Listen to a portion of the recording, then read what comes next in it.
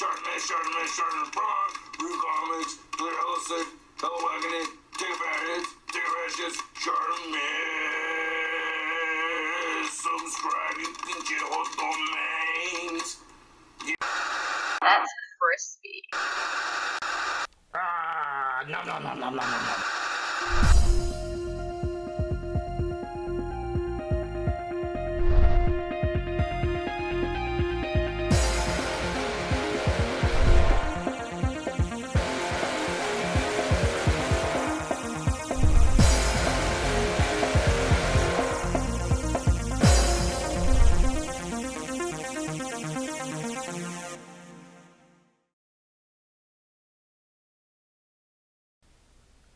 Hey guys, Ultramaximus back with another toy review. Today we're taking a look at another Jurassic World custom figure, and it's Sharlitasaurus Unus. Okay, so you guys have seen my Sharlitasaurus Primal custom T-Rex. You guys have seen my Beast Wars Megatron custom T-Rex. Now I thought I'd decide to go ahead and custom an Indominus Rex figure from the Jurassic World. And the reason that I did that was, you know, I was sitting there looking at Sharlitasaurus Prime. He was very gracious and did a very, very nice review on the custom figure that I did. And, you know, he looked like he enjoyed it. So I'm glad you did, sir. Very cool. And, you know, I'm a huge dinosaur fan. I love to customize things. And he was talking about some of the other custom figures he has. And one of them is the Married Man figure, which absolutely cracks me up. Of course, he is married to the beautiful Sharlita One. She has her own channel. Definitely check her out. I will put a link to her channel in the links down below. And, you know, I was thinking, you know, I was a married man at one time. I'm 10 years happily divorced. And I was thinking, you know, we just can't have a Sharlitasaurus Primal running around unchecked without our Sharlitasaurus keeping him in check. So this is my answer. So here it is, the Sharlitasaurus Unus. And here we have the Sharlitasaurus Unus, or Unus, I'm not really sure how that's pronounced.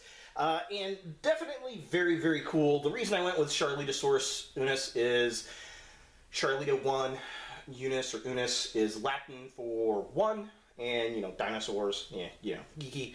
But yeah, so there she is, looking kind of cool. I wanted to give this figure a different look than the Sharlitasaurus figure. The Sharlitasaurus Primal figure, I wanted to go for a tropical bird look.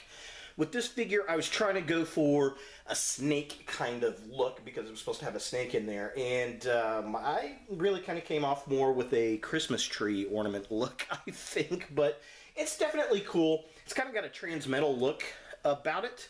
I like it. I think it looks pretty cool. It's definitely very, very different from the actual factory release figure. But yeah, definitely cool. I used quite a bit of paint on this. I didn't think it was going to use that much paint, but it actually did, which is pretty interesting. Now, the back legs do work still. The front legs got locked into place from the paint. The gimmick on it still works, so that's cool. It's a little slower than it used to be, but it's pretty cool. And then, of course, the dino damage still works, which is pretty nice. I do like that. Yeah, overall, pretty decent, pretty fun, and lots of different paints. So let's go ahead and take a look at all the different paints I used for the figure. Alright, so here are all the different paints that I used for the figure itself, which kind of surprised me. I didn't think I was going to use a lot of different paints, but it's probably got one of the more variety of paint colors than the other figures I've done so far. It seems like each time I do one, I get more and more paints. But so it started out with a warm white as a base coat, and then over that warm white, I put a metallic pearl white over it, which kind of give it that silvery gloss look and multi-color look. And then I actually have, at the very end of the figure, I used this hologram color is what it's called. It's got all these little sparkles in it, which is really cool, and I'll get a close-up of that, so it kind of gives it an extra color sheen to it. And then I used two different metallic pinks. This is kind of the darker metallic pink that I used along the top of the ridges and the main parts on the legs. And then a lighter metallic pink that I used for some of the secondary spots and spikes. And then there's a little bit of daffodil yellow on the snout. And then I used a licorice for the claws around the eyes, and then a black wash on the figure itself. Now these paints are not expensive at all. I got these paints at Walmart. They ranged anywhere from 50 cents to, I think this one might have been $1.97. Most of them are like 50 cents to $1.37 for the metallics. So not very expensive at all. Pretty cheap, pretty easy to find. Go to the craft section at Walmart and there's a huge variety of paints that you can use. Alright, so to take a closer look at the figure, like I said, the majority of the body is the pearl, metallic pearl with the hologram finish over it. Which is nice because there's a sparkle set that looks like there's glitter on it, but it's actually part of the paint, which is very cool. I used the darker metallic pink along the top ridges, and then on these side spots I used that lighter pink, which was really, really cool. Let me get a kind of a close-up shot here. So yeah, definitely cool. I don't know if the camera, yeah, you can kind of see the sparkle in the paint if you look in the silver.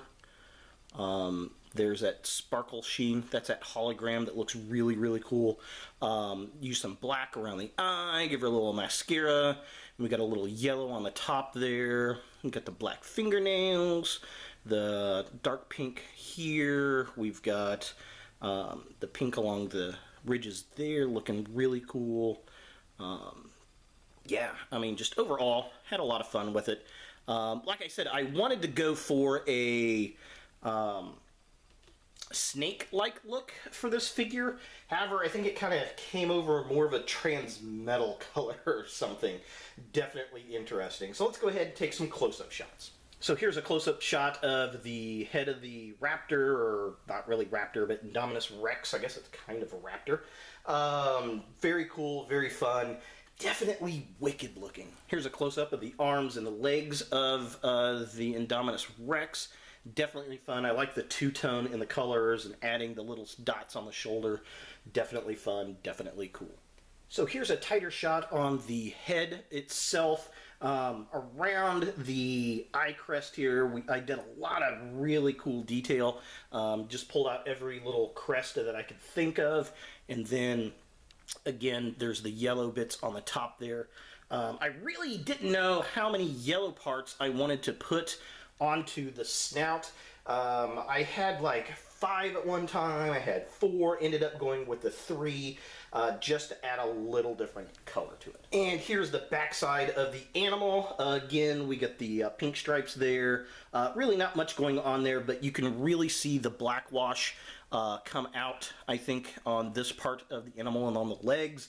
I think that looks really, really cool. This was actually a very difficult figure to black wash. There wasn't all that many deep creases for the black paint to go into. Alright, let's go ahead and compare the Sharlitasaurus to the original factory painted Indominus Rex and see the difference. So here's the original Hasbro Indominus Rex that you get off the shelf compared to the Sharlitasaurus Unus. Wow, what a difference they make. 2 totally different looking figures from the paint scheme. I am digging it. I didn't think I really would when I started it. You know, it is a little bright and gaudy, but when you actually look at it, it's kind of fun.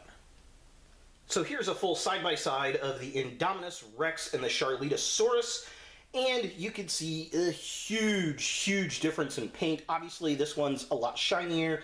It's got more of a Beast Wars trans-metal look going on to it versus the kind of gray and green. While I really like the paint job on this, this really pops out to me. This may not be to everybody's taste, but remember, this is supposed to be a take off of Elita One. just a really quick close-up of the two head sculpts on the dinos. Again, definitely liking both of them. What I really liked about this one was it kind of looked like it had blood splattered around the teeth.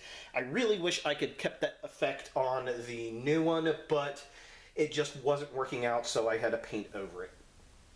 And finally, for comparison, just to take a look at the backside of the animals and the tails.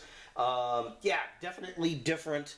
Definitely cool. Now, if you look at the legs, I think the legs came out a lot better on this, being different colors than here, and all the different spikes along the body versus here. They just kind of get lost on this sculpt.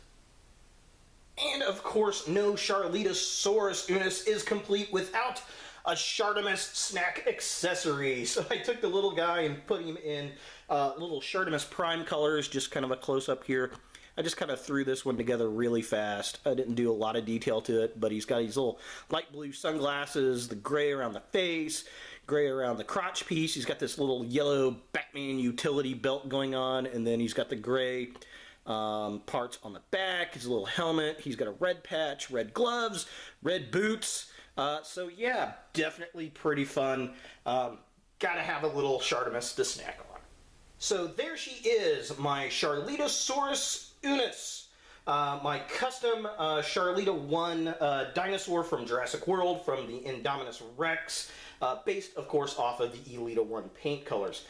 You know, this was one of those figures I did for fun. I thought it would be kind of cute to go with the Shartimus Prime figure out there for him. And I don't think Sharlita One gets a lot of custom, so why not give her a custom too? It was fun to paint, I will say that. It was an experiment for sure. I like the sparkles, I like the silver, I like the black around the eyes. It just looks so evil.